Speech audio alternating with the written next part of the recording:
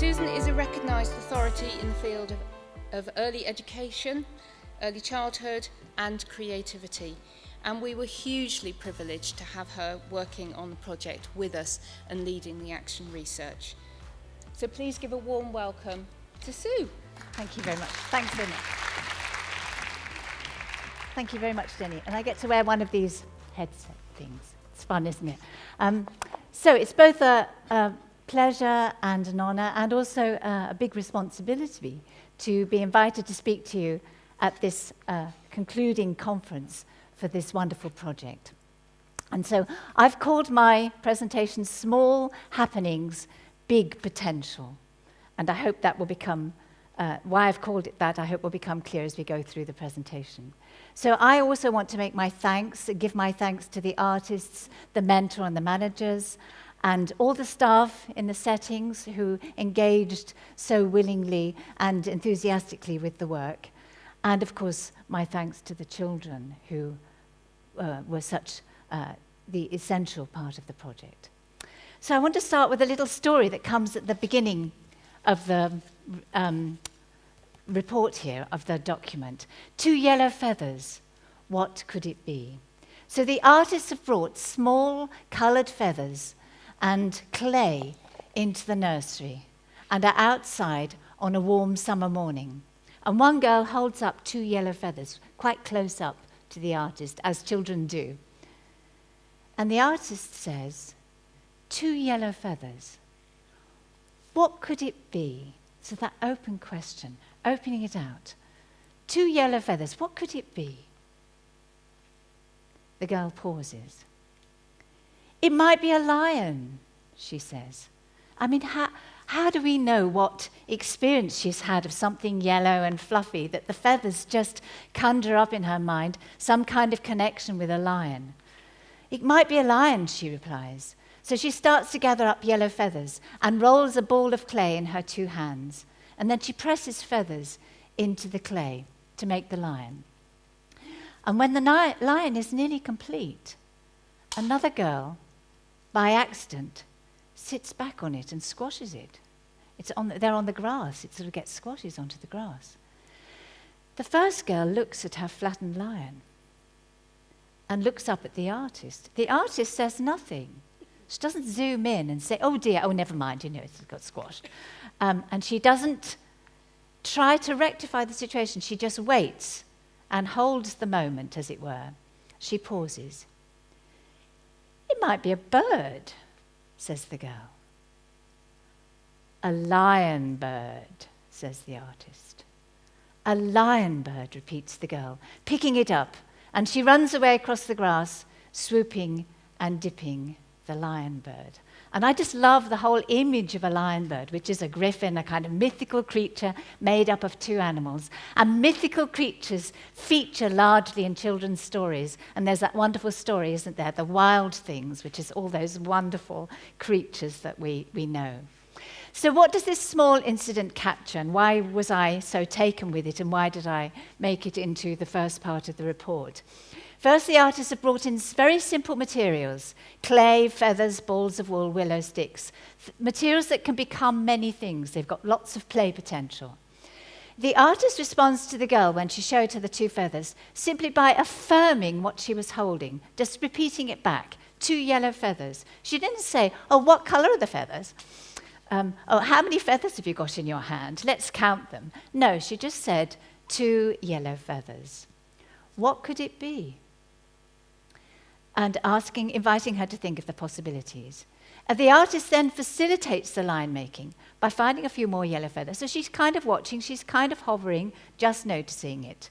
But she's busy with other children, so she has to keep an eye on several things going on. I mean, all of you who work in early childhood practice will know that only too well. You've got kind of eyes on about 10 different things happening, and you kind of have almost a kind of sixth sense for what's going on with all these different children.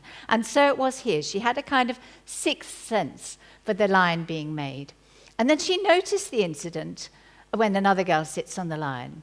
But rather than respond immediately, she waits and watches to see how the girl reacts. And there's a quiet moment, a pause.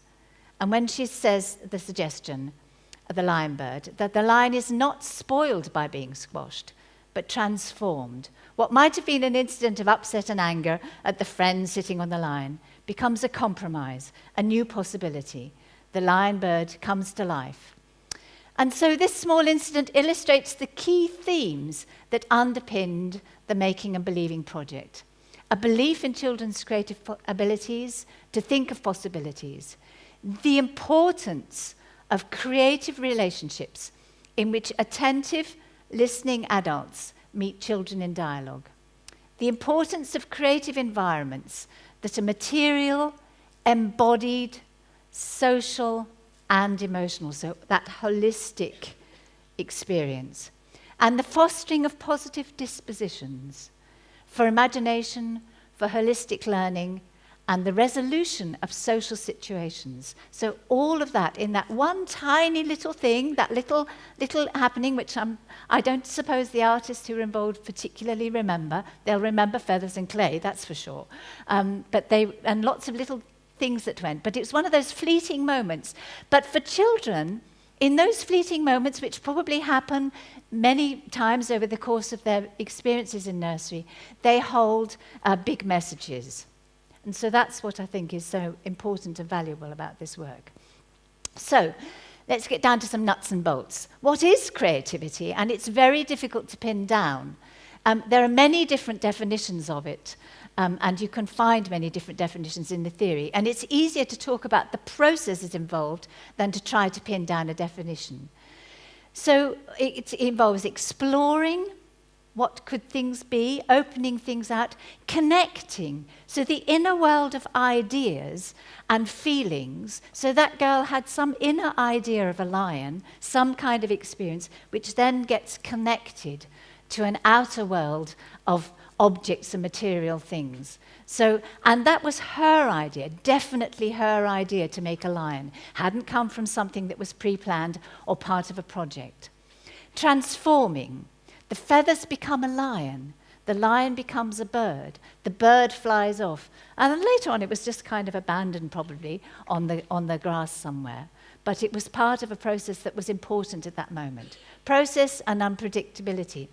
And it was something new and meaningful for that child at that moment. So creativity on a larger scale, culturally, socially, is about something new and meaningful on a cultural scale. But creativity in early childhood with young children is about things that are just new and meaningful for that child at that moment on that day. Yes, it involves play, but it's more than play. It's play with a kind of deep level engagement. And I chose this picture because I feel that little boy is just looking in with that kind of focus and body disposition. You know, his body is in a kind of angle that looks as if he's really engaged. It's the active process of working through ideas. It's purposeful. It's meaning arising from the process that is both individual but also shared. So shared meanings. Something's going on between those three. Something is being shared that they all know what it's about. But it does promote agency and independence, which is very important. And it encourages children to be agentive and do things for themselves and to take risks. I mean, children they're not anxious about making mistakes. They're not anxious about being wrong. It's schooling which makes them anxious about being wrong. And if we can just find a way of schooling children so that they can take risks and not be afraid of making mistakes. And then it's the emotional engagement which is so important, that sense of well-being, of calm, or it might be that sense of excitement, of getting really excited by something. And that word that you've already heard quite a few times this morning already, which I think is such a wonderful word, joy. It's something more than kind of fun or being happy. It's something deeper and more profound, isn't it, to be joyful. Creativity and learning. So curiosity, exploratory thinking is the foundation of learning. It's how children learn.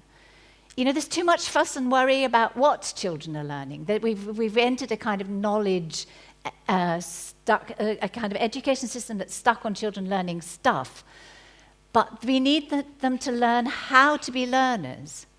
And creativity also is not an add-on. It just doesn't belong to the arts or expressive practices or whatever it's called in the EYFS, but it permeates all learning domains. So creativity is there. You're creative with mathematics, creative with science, creative with everything. And it's holistic. So it weaves cognitive capacities with physical, social, and emotional. So we know only too well, don't we, that the world is changing rapidly. And this is Andreas Schleicher, who's Director for Education and Skills of the OECD. So there is nothing more important, he says, than helping today's young children to learn to think and act imaginatively so that they can deal with the new and unexpected that they will confront in their lives in the future. And there's a big gap between what the world needs and what children will need for their future and the education system, what the education system is designed for. We've got a Victorian education system for a digital age, an education system designed for the industrial age, for a completely new kind of era. And that's why there's such a big gap, and that's why we must do something about it. So we have what I call a creativity crisis, and we need to shift to a new conception of education. It needs to develop and deepen children's thinking and learning, not close it down. And I'm afraid at the moment we're in danger of closing it down. Education has become a mile wide and an inch deep.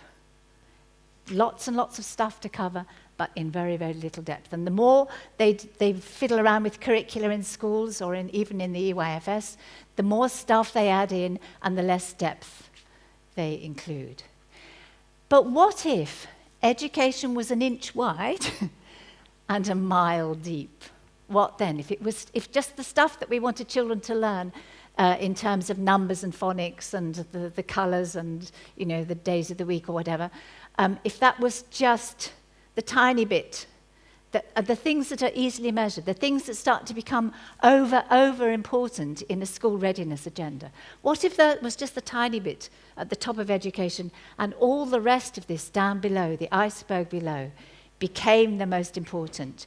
Curiosity, interest, enthusiasm and persistence, attentiveness and deep engagement, a broad vocabulary, a rich and exciting and interesting vocabulary, and the confidence to communicate.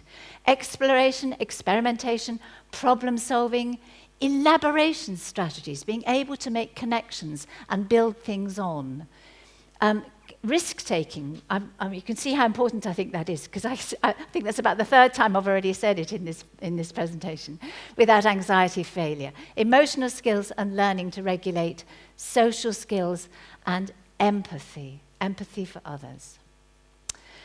So now I'm going to move on to what I think was the most important thing that came out of the project and what I think is the most important thing that we need to think about as we develop creative practices in schools and early childhood settings. The pedagogical skills of creative work with children. So as many of you who work in early childhood settings will know, working with babies and young children is often thought to be easy. The children are little and you don't need any special skills to do it. But those of us who do it know that it's far from easy. It's very, very skilled and it's very demanding work. In many countries, particularly the Scandinavian countries, you have to have 4-year degrees in order to be able to work in early childhood. And creative arts work with children, similarly, is often thought to be only a matter of having your own artistic skills. But early childhood artistic pedagogical skills are essential, and they're complex, and they're skilled. So first of all, there's the central importance of attending to children, trying to really see and hear what really is going on with the children. Not what you assume, not what I assume is happening, not what I would like to see happening, because that's what I planned, or that's what I think should be happening. Not what I can pick out and squash into some kind of achievement or evaluation tick list. Okay, they've done that. Yes, I'll tick that off. And we need to have a healthy resistance to children being pigeonholed. So the adult role. What is the adult role as a creative pedagogue? It's to provide open-ended materials with creative play potential, yes. So to provide things which you will have experience of for the rest of the day that have lots of play potential. It's to be attentive and observing, responsive, but not too quick to act. It's about pausing. It's about thinking. There's a lot of thinking. There's thinking going on all the time when you work with small children. It's in the moment. It's judging exactly when and what to say. What is the right thing to do or say at this moment in response to this small happening? It's being comfortable with the unexpected. It's also sometimes being comfortable with mess, but it's also perhaps deciding on boundaries. You know, do I need to just rein this in a bit? Do I need to just hold this back a bit? Do I need to just take this in a different direction? And it's joining in with play, and it's knowing if and what to say. So joining in with play is on the children's terms. So picking up what the children are doing and having imaginary dialogue. So there you can see two little bits of paper having a little conversation between them. So that's Monica there. It's also about understanding the child's ambition. So trying to get some sense of what it is they want to achieve. And then deciding how much help to give them. Sometimes they need a lot of help if they're trying to manage something or they're trying to make a very, very tall flag. So they need help to make that very, very tall flag. But making the lion didn't need help. She could see that sticking the feathers on was fine.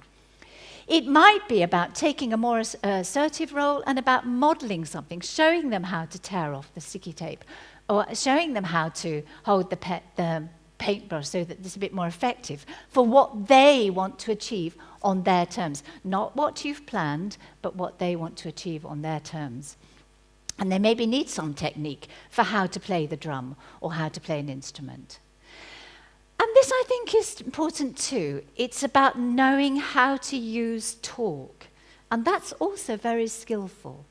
So I mentioned already describing, saying back to children what it is you see. So just affirming 2 yellow feathers. Possibility questions. What could it be? What if? So my colleague from Exeter, Anna Craft, developed the idea of possibility thinking in early childhood. So affirming, it could be a lion, it could be a lion. Sensing and sharing emotions, or sometimes not saying anything. So staying with the moment when the lion is squashed and not saying anything. And it's also about sometimes just pointing out learning, teaching stuff. So being a creative practitioner doesn't absolve you from teaching stuff. Look at this. This is called, do you notice? That's why that happens. And because spoken language opens doors to new understanding. And there's a new Oracy Commission just set up, and this is something that I noticed from Christine Cancel. She tweeted this off Twitter. Children should be bursting to talk, she says. They having something to say, a burning desire to communicate it. There should be confident oral expression, a wide vocabulary, and a will to listen. And you notice how the adult, in all the pictures that you see, you'll see that the adult is bobbed down to be on an eye level with the child. It's good for the squats. I'm sure they've all got a lot fitter having done this project. And expressing. So children do need the freedom to express their own ideas, but there is a but. But not all creative choices may be good ones. They may hurt, upset others. They may reinforce stereotypes, or sometimes children get a bit stuck and repetitive. They tend to play the same thing over sometimes. I'm sure you know children who sometimes always come back in and kind of do the same thing over and over. So we do need to guide, to nudge. So the purpose of education is a two-way dialogue between adults and children. And it's a two-way dialogue between communities, between societies, between cultures and the children.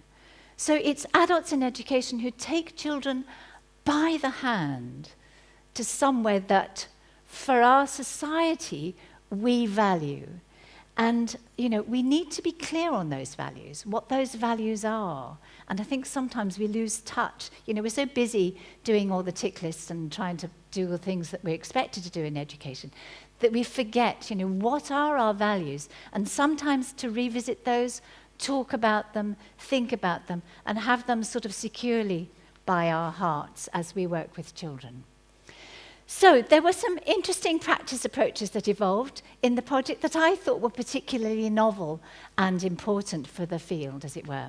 And it's what I've called big stuff, expansive creative play. There was something that I've called narrative play in super diverse settings, just a little, neat little title there for that. And then dynamic movement music play. So big stuff. If we're not careful, a lot of early childhood practice can get tinier and tinier, little things and little light things. That's not a criticism of those kinds of play materials. But sometimes there's a place for big stuff. Stuff from the hardware shop, B&Q practice. Hard-edged, shiny metal buckets. And I love all those lines in that photograph, the lines of buckets, the lines of tables, the lines of the fence, the lines of the houses behind. So long ropes and long, tall tubes, sort of too big for the children quite to manage. Masking tape, lots of it, not worrying about using it up. It gets all sticky and scrunched up. And long willow withes. We're in Somerset after all. You can get those nice and easily. And huge pieces of fabric that flap and flail in the wind. So here's the children trying to manage one of those great big cardboard tubes, trying to manage it. And it seems to have got a piggy face on the front. I think Piggy's being fed sand or something. I don't know what's going on there. And then here's some wonderful flapping fabric all pinned up that flaps. It was a very windy, wet day. I was supposed to be observing, but I spent rather a lot of time indoors, I have to say. Narrative play in super diverse settings. So what we mean by super diverse is the settings that you have in Derby, where you have just many, many different languages and children from many ethnic backgrounds. And so for them to have narrative play is particularly important. There's some work that's been carried out recently that is exploring the importance of narrative play and how valuable it is for them to engage in role play and in story making. So it gives them, and it's more than language, it's about knitting together their cultural identities and connecting their home and their nursery setting and school. And then dynamic music movement play. And some of the artists said to me, well, I'm the resource. I come in. I'm the dancer. I'm the actor, the dramatist. I'm the musician. I use my voice. So they were the resource that came into the setting. And they would generate movement and vocalizations and song with the children, and explored the kinds of time-based relationships between energy and space. I think I said time already, energy and space. And using the floor, right down on the floor, rolling around. And these wonderful multimodal connections between movement, kinesthetic, sensory systems, auditory and visual. And there are interesting ideas that I'm reading at the moment about 4E cognition, which is embodied, embedded, inactive and extended. So this kind of way that we certainly don't just think in our heads, but we think in a whole kind of extended and connected, situated way. And here's just some lovely pictures of photos of children being expansive and play. And yes, the emphasis is on process, but sometimes we just need to pause to enjoy the product of children's creative artwork. They often will have just run off and, left the lion birds sitting on the floor. You can see it's an adult's hand holding up the lovely, I think it's pegs, is it? Lovely sort of peg antlers, and then the wonderful drawings there. And action research, a word about action research. Because as you have already understood, the project was underpinned by action research, by reflective practice or explorative research, whatever you would like to refer it to. It's a widely adopted approach in education, and it's about researching those doing the work. It works with them, so I'm a member of the team. It's not something that's external. It's not done on the people who are doing the project. It's not detached. It aims and tries to be respectful and relevant to all those involved. It aims to describe, explore, and illuminate complex, real-world situations. It tries to stay with the complexity. It doesn't try to simplify. It tries to gather insights from the actual work between children and adults that can contribute to longer-term improvements for children. And it's not interested in finding evidence of impact, and it's not interested in finding information for advocacy or whatever else. And it works at the level, very much at the level of beliefs and attitudes, because if things are really, really going to shift, then it's at the level of beliefs and attitudes that things have to change. Resources are easy to change. Pedagogical practice, yeah, that's not too difficult to change. But what we really believe and what we really have as our attitude, that is the hardest thing to change. But that leads to persistent and durable change. And action research tends not to be tidy. It doesn't arrive at outcome statements. It doesn't arrive at statistics. It doesn't make bold claims. It's tentative, and it's rather wordy, as you can tell by the length of the report that you have. And it tries to be a springboard for change. It tries to increase understanding of the pedagogy for creativity in early childhood in order to create, as we have here, a wider culture of well-informed, thoughtful, and flexible practice, to develop the creative artist workforce, and also to elevate the importance of the work, to professionalize it. And when it's professionalized, that has implications for the qualification structure, of which there is none now, and also for employment. All the artists work freelance in very precarious and poorly paid conditions. To increase the knowledge among those who make decisions as funders, managers, and commissioners. And also to reinforce that values and principles, and if necessary, to be able to stand up against, to resist, and to argue for better policy. So I'm just going to finish with another little story from something that I observed. There's a dinosaur in the shed. So we're outside, again outside, with a wooden shed. And for some reason, I don't quite understand the children weren't allowed in the shed. I think it was a kind of a storeroom place. And there's a little knothole in the shed, you see, and the children are looking through the knothole like this, because it's about their height, up here. You've got to imagine the knothole that they're looking through. And they're the 3-year-olds looking through. There's a dinosaur in the shed. And the adult says, dinosaur. The child says, oh, footprints, look. Footprints, dinosaur footprints. The adult says, oh, and she says it's sleeping.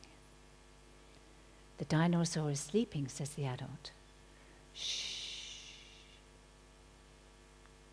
A long tail, says the little girl. It's got a long tail, says the adult. A long tail. A long tail. She starts to make a little song, because this is the music person mainly.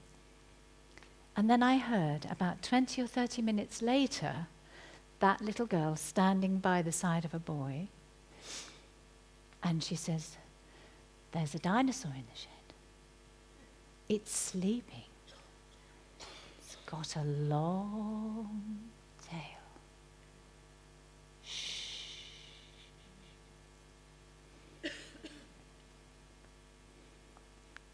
Thank you very much.